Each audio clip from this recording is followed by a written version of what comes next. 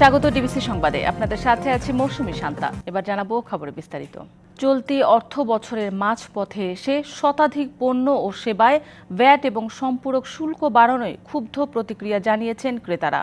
এই সিদ্ধান্তকে অস্বাভাবিক মনে করছেন সাধারণ মানুষ। জুলাই অভ্যুত্থানের পর সরকারের এই সিদ্ধান্ত মানতে পারছেন না অনেকেই।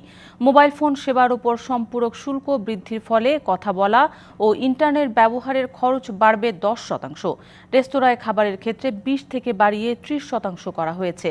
ফলের রস ও ফ্রুট ড্রিঙ্কে 10 থেকে বাড়িয়ে করা হয়েছে 15%। এছাড়া তামাকযুক্ত পণ্যে বেড়েছে 1%।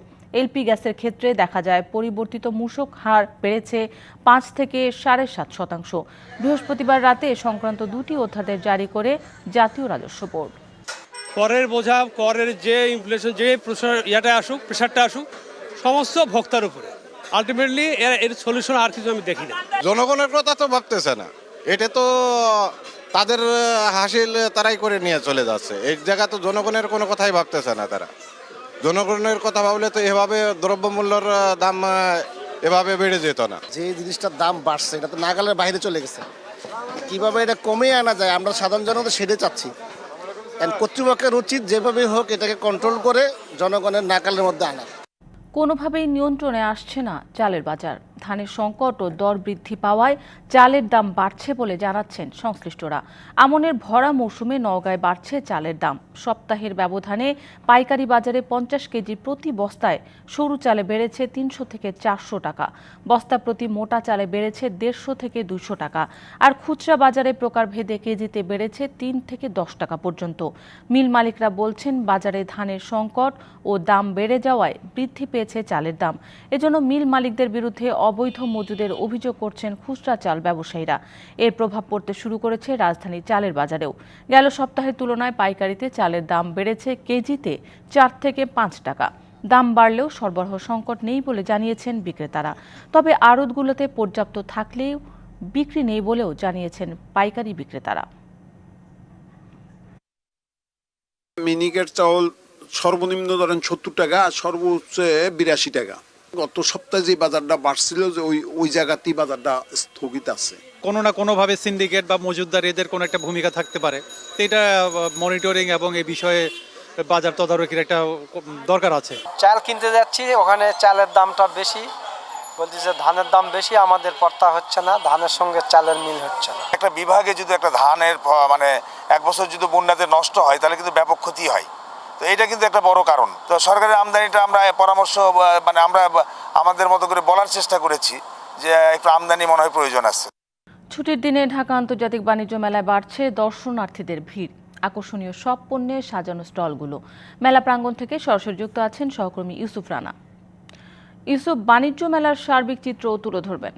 শান্তি, আপনি যেমনটি বলছিলেন, আজকে কিন্তু সরকারি যে ছুটির দিন, এই ছুটির দিনের এই সুযোগ কিন্তু ব্যবহার করছে রাজধানীবাসী, এবং আমরা দেখছি যে সকালে শীতকে উপেক্ষা করে দর্শনার্থীর সংখ্যা কিন্তু একটু কম থাকলেও বেলা বাড়ার সাথে সাথে দর্শনার্থীর সংখ্যা বাড়ছে, এবং আমরা দেখেছি যে পরিবারের সদস্যদেরকে নিয়ে তারা পরিবারের যারা আছেন তারা কিন্তু মেলায় আসছেন। তবে মেলা এখনও যেহেতু পুরোপুরি জমে ওঠেনি, এজন্য কিছুটা এখনও ফাঁকা আছে, এবং এই সুযোগে কিন্তু যারা আসছেন তারা অনেকটা রিল্যাক্সেই ঘুরে বেড়াচ্ছেন। আমরা দেখেছি যে মেলায় নানা রকম পণ্যের বাহার নিয়ে সাজিয়ে বসেছেন বিক্রেতারা, এবং দেশের স্বনামধন্য ইলেকট্রিক পণ্য যারা আছেন, ওয়ালটন, যমুনা এবং ভিশন, এই চারটা স্টল একই সাথে কিন্তু তারা ইলেকট্রিক পণ্যের পসরা সাজিয়ে বসেছেন এবং নানা রকম ছাড়ও দিচ্ছেন। আমরা সকাল থেকে দেখছি যে এইসব পণ্যগুলোতে, এইসব স্টলগুলোতে কাস্টমাররা, ক্রেতা দর্শনার্থীরা এসেছেন। আমরা একজন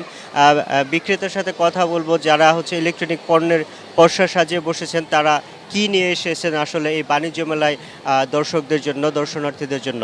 তো আপনি তো দেখছি যে একটি স্বনামধন্য ইলেকট্রিক পণ্যের প্রতিনিধিত্ব করছেন এইখানে। আপনারা আসলে মেলায় কেন এসেছেন এবং মেলায় যারা কেনাকাটা করবে তাদের জন্য কি রাখছেন?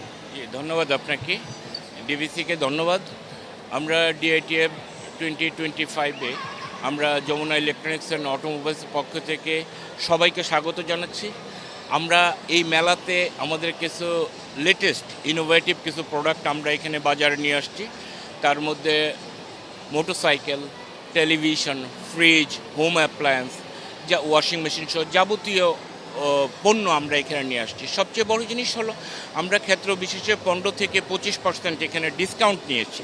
আপনাকে অনেক অসংখ্য ধন্যবাদ। শান্তা, আপনি শুনছিলেন যে মেলায় যারা এখান থেকে পণ্য কিনবে তারা কিন্তু প্রায় 15 থেকে 20% পর্যন্ত তারা ডিসকাউন্টও পাবে এবং আধুনিক পণ্যের পসরা সাজানো হয়েছে বলে আমাদেরকে বিক্রেতারা জানালেন। তো আশা করি যে সময় গড়ানোর সাথে সাথে হয়তো মেলা আরও বেশি জমে উঠবে এবং আমরা পরবর্তীতে দর্শকদের জন্য আরও কানেক্টেড থাকবো। ইউসুফ, আপনাকে ধন্যবাদ। ঢাকা বিশ্ববিদ্যালয়ে ছাত্র সংসদ নির্বাচন চায় সকল ছাত্র সংগঠনই। তবে কেউ এখনই নির্বাচন চায়, অনেকে চায় গঠনতন্ত্র সহ বেশ কিছু বিষয়ে সংস্কারের পর। বেশ কিছু ছাত্র সংগঠন চায় ডাকসুতে সভাপতি হিসেবে পদাধিকার বলে বিশ্ববিদ্যালয়ের উপাচার্যের ক্ষমতা কমিয়ে ভারসাম্য আনা। তবে শুধু নামে নয়, প্রকৃতপক্ষে কার্যকর ডাকসু চায় ছাত্র সংগঠনগুলো চাওয়া নির্বাচনের ধারাবাহিকতাও। দীর্ঘ ২৮ বছর পর ২০১৯ সালে সবশেষ নির্বাচন হয় ঢাকা বিশ্ববিদ্যালয় কেন্দ্রীয় ছাত্র সংসদ বা ডাকসুর। ওই সময় এই নির্বাচন সারা দেশে ব্যাপক আলোচনার জন্ম দিলেও শিক্ষার্থীদের অধিকার আদায়ে খুব বেশি ভূমিকা রাখতে পারেনি ডাকসু। আওয়ামী লীগ সরকার পতনের পর আবারও নতুন করে আলোচনায় এসেছে এই নির্বাচন প্রসঙ্গ। এরই মধ্যে এ বিষয়ে করণীয় ঠিক করতে একটি কমিটিও গঠন করেছে বিশ্ববিদ্যালয় কর্তৃপক্ষ। বৈষম্য বিরোধী ছাত্র আন্দোলন মনে করে ডাকসু নির্বাচনের জন্য সঠিক সময় এখনই। আমরা চাই দ্রুত রূপরেখা ঘোষণা দেওয়া হোক, একই সাথে সংস্কার কার্যক্রম পরিচালনা করা হোক। আমরা যদি বহির্বিশ্বের দিকে তাকাই, সেখানকার শিক্ষার্থীদের যে প্ল্যাটফর্ম, সে প্ল্যাটফর্মের প্রতিনিধি হন হচ্ছেন শিক্ষার্থীদের থেকে। আমরা দেখেছি ঢাকা বিশ্ববিদ্যালয় ডাকসুর যে প্রেসিডেন্ট, তিনি হন আমাদের বিসি। ওয়ান কাইন্ড একটা কুক্ষিগত করে রাখাটাকে সেখানে সিস্টেমটা তৈরি আছে বিশ্ববিদ্যালয় প্রশাসনের হাতে। ঢাকা বিশ্ববিদ্যালয় ইসলামী ছাত্র শিবির মনে করে দ্রুত সময়ের মধ্যেই নির্বাচন হতে পারে, তবে তার আগে গঠনতন্ত্রের সংস্কার দরকার।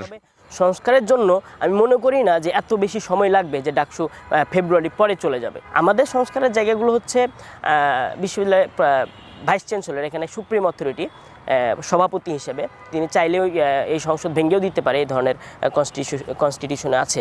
তো আমরা চাচ্ছি এটার একটু সংস্কার হওয়ার দরকার, একটু পাওয়ার ব্যালেন্স হওয়ার দরকার। জাতীয়তাবাদী ছাত্র দল মনে করে গঠনতন্ত্র সংস্কারের আগে ডাকসু নির্বাচন হলে একনায়কতন্ত্র কমবে না। আমরা আসলে দ্রুততার বিষয়ে কোনো সময় নির্ধারণ করে দিতে চাই না, কোনো আলটিমেটাম দিতে চাই না। সবার মতামতের ভিত্তিতে যাতে ঢাকা বিশ্ববিদ্যালয়ের প্রশাসন এটাকে সংস্কার করার যে উদ্যোগ অলরেডি নিয়েছে সেটাকে আরও সুষ্ঠু সুন্দরভাবে এগিয়ে নিয়ে যান, এবং আমরা এটাতে সর্বোচ্চ সহযোগিতা করছি। আসলেই এই গঠনতন্ত্রকে অনেকটাই সংস্কারের আওতায় আনতে হবে।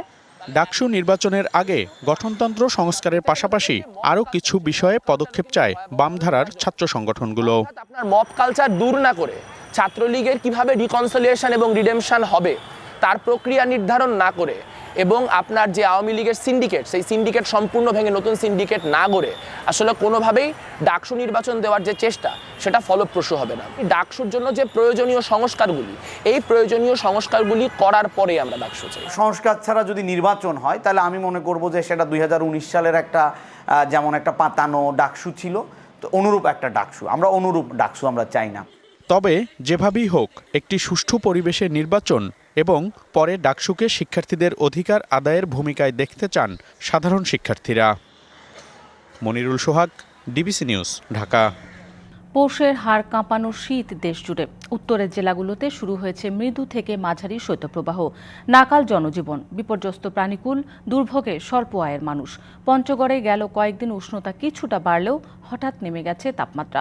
শুরু হয়েছে মাঝারি শৈত্যপ্রবাহ। ভোর 6টায় মৌসুমের সর্বনিম্ন তাপমাত্রা রেকর্ড করা হয়েছে তেঁতুলিয়ায় 7.3 ডিগ্রি সেলসিয়াস। ঘন কুয়াশার ঘেরাটোপে গোটা জনপদ। দুর্ঘটনা এড়াতে সড়ক মহাসড়কে হেডলাইট জ্বালিয়ে চলাচল করছে যানবাহন। এই শীতেও জীবিকার তাগিদে বেরিয়েছেন অনেকে। রাজশাহীতেও বইছে মৃদু শৈত্যপ্রবাহ। ভোরের সর্বনিম্ন তাপমাত্রা রেকর্ড করা হয় 10 ডিগ্রি সেলসিয়াস। হিমেল বাতাসে শীতের তীব্রতা বেড়েছে চুয়াডাঙ্গায়। থার্মোমিটারের পারদ নেমেছে 8.5 ডিগ্রি সেলসিয়াসে। আবহাওয়া অধিদপ্তর জানিয়েছে শীতের দাপট থাকবে আরও কয়েকদিন। দাবানলে যুক্তরাষ্ট্রের ক্যালিফোর্নিয়া অঙ্গরাজ্যের লস অ্যাঞ্জেলেসে 5 জন ও প্যালেসেস অঞ্চলে 2 জনের মৃত্যু হয়েছে। এ সংখ্যা আরও বাড়তে পারে বলে আশঙ্কা করা হচ্ছে। ক্ষতিগ্রস্ত এলাকা থেকে বহু বাসিন্দাকে সরিয়ে নেওয়া হয়েছে। এদিকে লস অ্যাঞ্জেলেসের পশ্চিমাঞ্চলের একটি পাহাড়ে নতুন করে ছড়িয়ে পড়েছে দাবানল। তীব্র বাতাসে দাবানলটি দ্রুতই ছড়িয়ে পড়ছে এমনটা জানিয়ে বাসিন্দাদের নিরাপদ অবস্থানে সরে যেতে বলেছেন লস অ্যাঞ্জেলেসের মেয়র কারেন বাস। এছাড়া ভেন্তুরা প্রদেশে দ্রুত গতিতে আগুন ছড়িয়ে পড়ার আশঙ্কার কথা জানিয়েছেন ফায়ার ডিপার্টমেন্টের প্রধান ক্রিস্টিন ক্রাউডি। আগুন নেভাতে 60টিরও বেশি ফায়ার কোম্পানিকে ভেন্তুরায় পাঠানো হয়েছে বলেও জানান তিনি। সংবাদ এই ছিল এখনকার মতো। ডিবিসি নিউজের সংবাদগুলো পড়তে ভিজিট করুন dbcnews.tv আর ভিজিট করুন ডিবিসি নিউজের ফেসবুক পেজ এবং ইউটিউব চ্যানেল। সঙ্গেই থাকুন।